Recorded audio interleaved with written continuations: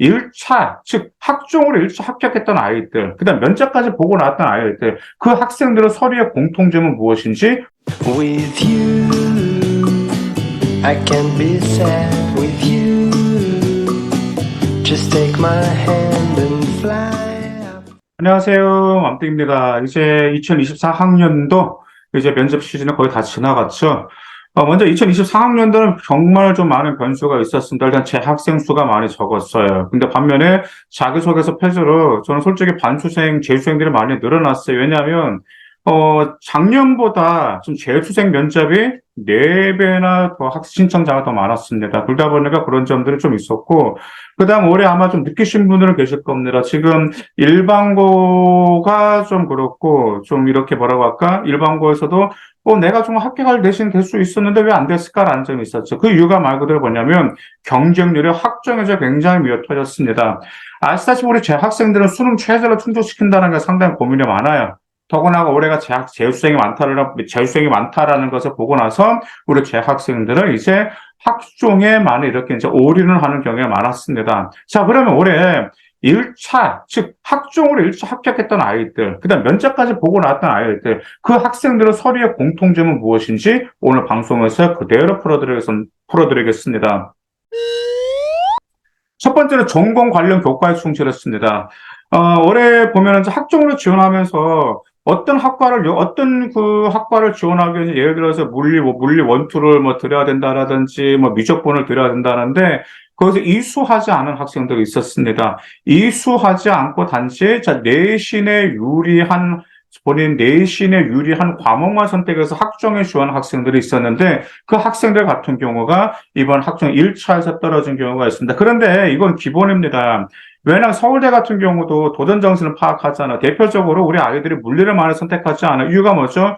물리가 어렵고, 물리를 수강하는 학생수가 많지가 않다라는 말. 그러다 보니까 물리를 수강하는 사람이 많지가 않다 보니까 등급을 따기가 어렵다라는 말이죠. 그러다 보니까 물리를 피하고 화생지나 아니면 생직 이렇게 선택하는 학생들이 있는데 그것은 아닙니다. 대학교 평가제 학종은요. 정확히 정성평가점 학종은 여러분들이 이 학과에 와서 충분히 학업 역량을 수행할 수 있을 것인지 보는 건데 가장 그 학과에서 중요한 과목이 물리라고 가정했는데 물리를 수강하지 않았다. 이것은 약간 좀 어려움과 좀 위험성이 있을 수가 있습니다. 그 다음에 또 하나 또 무엇이 있냐면 이제 두 번째로 단지 그게 보고서 주제만 나온 아이들이 있습니다. 그런 아이들 같은 경우가 그다지 좀 그렇습니다. 지금 한번 봐보세요. 보고서 주제들은 반복적이고 그다음에 좀 흔한 주제들을 일반적으로 많이 씁니다. 왜냐하면 이제 생활기록부를 이제 매년 저 같은 경우도 수백 명 거에서 1년에 이렇게 매년 분석하다 보면은 이 학생의 컴퓨터공학과, 소프트웨어가, 인공지능, 아니면 생명공학과, 의대요, 약대요, 아니면 경영학과, 행정학과, 복지학과 이런 식으로 지원한다고 하면 안 봐도 비디오예요. 거기에 들어가는 주제들이 있습니다. 공통적으로 많이 들어간 주제들. 근데 그 주제들의 반복적이고 흔한 주제들이 나왔던 아이들 같은 경우들이 일반적으로 좀 입결이 좋지가 않았어요. 근데 그 주제를 사용해서가 아니에요. 제가 누차 여러분들 거기에 말씀드리고 싶은 게 뭐냐면, 그럼 그 흔한 주제를 사용하지 말아야 됩니까? 그게 아닙니다. 그런 주제를 여러분의 스타일로 가공해서 좀 깊이 있게 응용해서 깊이 공부하면 난 참 좋겠어. 그거 그냥 그대로 쓰지 마세요. 그리고 그 주제를 사용하시면 제발 좀 학업 역량 좀 나와야 돼. 학업 역량 나오지가 않고 단지 진로에 도움이 되었다라고 나오는 아이들이 있어요. 이런 아이들 같은 경우가 학종에서도 그다지 좋은 결과가 없었습니다. 그래서 뭐라고요? 여러분들 어차피 흔한 주제를 사용하든 간에 단순한 주제를 사용했다 하더라도 단지 진로에 도움이 되었다라는 것이 아니고 진로와 관련된 어떤 학업 역량에 두드러져야 된다라는 점 그 좀 기억해 두시기 바라겠습니다. 그 다음에 이번 학종에서 좋은 결과가 있었던 아이들 활동 과정이 매우 구체적으로 나왔습니다. 활동 과정이라는 게 뭐냐라고 했어요. 그래요. 물론 우리 이공계열, 공학계열 같은 경우는 이제 자연계와 같은 실험을 하면서 본인 어떤 실수를 했고 실패를 했는데 그 실패의 원인을 찾아가면서 다시 재시험해서 이런 과정도 당연히 나오겠죠. 그다음에 우리 인문계열과 사회계열 학생 같은 경우는 그 과정에 단지 이제 이전만 나온 아이들에서 그냥 무슨 보고서 작성했다. 네, 물론 보고서 작성해도 괜찮아. 왜냐하면 여러분들 수행평가하고 나서 그 수행평가를 연계해서 심화시켜서 보고서 작성하면 괜찮은데 기왕이면 올해 같은 경우는 어떤 자신의 어떤 진로와 관련돼서 설문조사를 해서 설문조사를 기반으로 보고서를 작성했던 것. 그다음 어떤 학생은 자신의 그 진로 역량 관련된 메일로 인터뷰를 했다라는 점. 이처럼 무엇을 조사하면서 직접 활동한 흔적과 노력들이 있었던 아이들이 입결이 좋았습니다. 정말 그 내신이 부족해도 뒤집고 면접까지 보면서 이렇게 합격한 케이스가 있었기 때문에 활동 과정들을 여러분 구체적으로 나왔는데 그 활동을 통해서 여러분들 얼마나 성장했는지 이 점들이 보통 학점에 좋은 결과가 있었습니다. 그 다음 네 번째.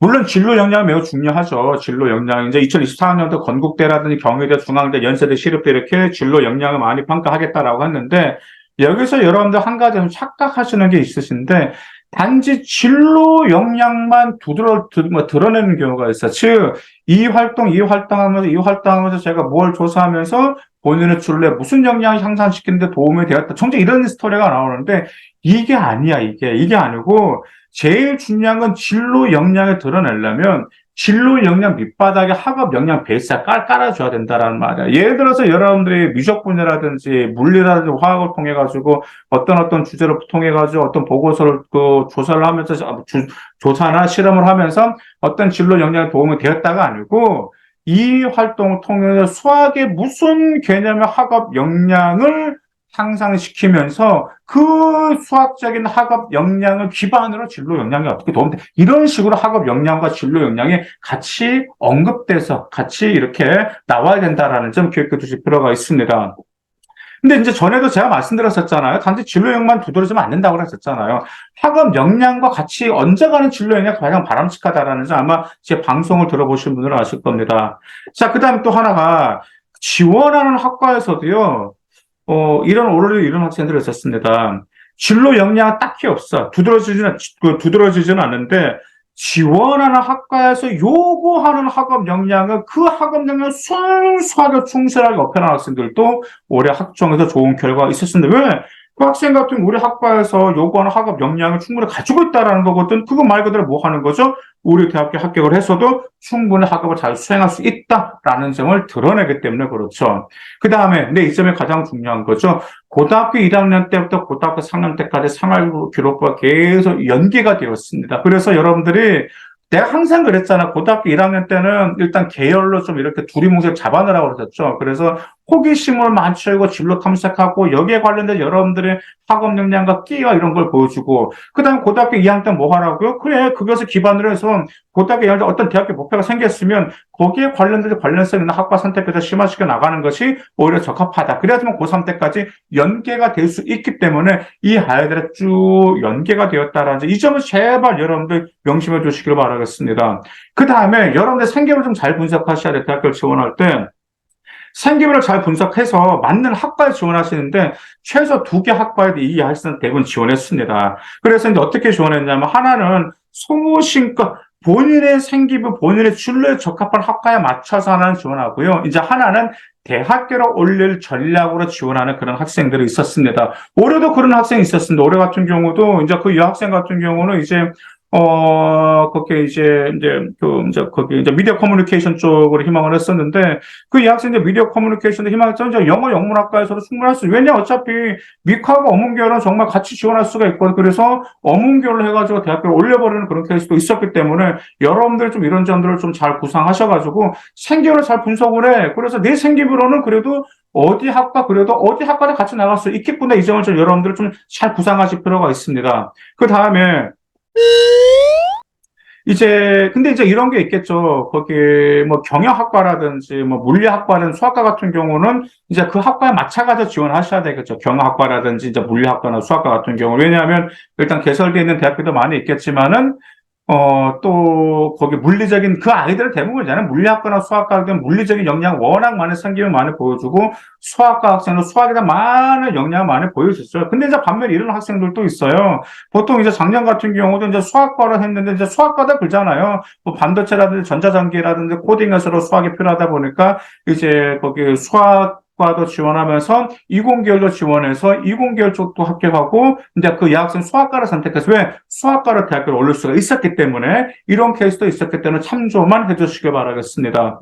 일단 여섯 번째, 학교 생활에 충실한 흔적이 보입니다. 즉, 주어진 수행평가가 있잖아요. 수행평가를 수행한 과정이 정말 잘 나와 있어요, 과정에. 그냥 무슨 활동하고 어떻게 했다가 아니고 어떤 수행평가를 주로 활동하면서 본인이 뭘 찾고, 그 다음 뭘 설문조사를 하면서 이 점에서 결론을 도출을 해보면서 여기서 이런 과정이 좀 잘 나왔어요. 그래서 여러분도 좀 과정이 나왔는가 보시죠. 더구나가 한번 봐보세요. 자기소개서가 폐지가 됐잖아요. 그렇지? 자기소개서에서 대학교가 뭘 평가했죠? 여러분들의 의미 깊은 활동, 즉 성장하는 과정에서 자기소개서 풀어냈단 말이야. 근데 자기소개서 폐지가 안 됐으면 최소 생활 기록뿐만 아니라도 여러분들 노력한 과정과 흔적은 반드시 보여줄 필요가 있습니다. 올해 정말 올해 자기소개서가 폐지가 되면서 이게 너무 컸어. 활동 과정과 과정 속에서, 활동한 과정 속에서 성장한 거, 여기에서 입결이 많이 좀 뒤집어졌다라는 점 여러분 꼭 명심해 두시길 바라겠습니다. 그 다음에 일곱 번째, 주목구구시로 활동하지 않았어요. 아이들 어떤 활동할 때 본인의 진로에서 요구하는 학업 역량에 맞춰가지고 계획성 있게 활동하셨습니다. 종종 이런 학생들이 있어요. 생활기록부를 보면 본인의 진로까지는 고려하지 않았어요. 본인의 진로는 고려하지 않고 그 뻔한 활동으로 채운 경우가 있어요. 그냥 수행평가니까 그냥 이렇게 했던 그런 기록들이 있어. 학교 수행평가 충실하려고. 근데 그렇게 하면 안 돼. 그렇게 되면 주목구구식이 나오다 보니까 여러분의 진로와 연계성 있게, 계획성 있게 이것을 나가는 이런 생활기록부가 나와야지만 여러분의 스토리, 여러분의 성장 과정, 그 다음에 여러분의 진로에서 요구하는 학업 역량과 함께 진로 역량이 같이 보일 수 있다라는 점 기억하실 필요가 있습니다.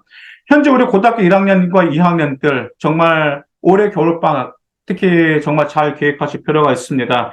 2학기 기말고사 끝나고 정말 최적의 시기거든요. 점검하고 부족한 점 보완하실 필요가 있고요. 오늘 제가 말씀드린 거 올해 여러분들 학점 정말 경쟁을 미어털었습니다. 교과는 경쟁률이 크지 않았습니다. 왜요? 교과는 수능 최저가 있기 때문에. 그러다 보니까 학점의 경쟁률이 미어터졌는데 이 엄청난 경쟁력 뚫고 합격했던 그런 선배님들 공통점이 이것이었기 때문에 여러분들 잘 점검하고 보완하시길 바라겠습니다. 감사합니다.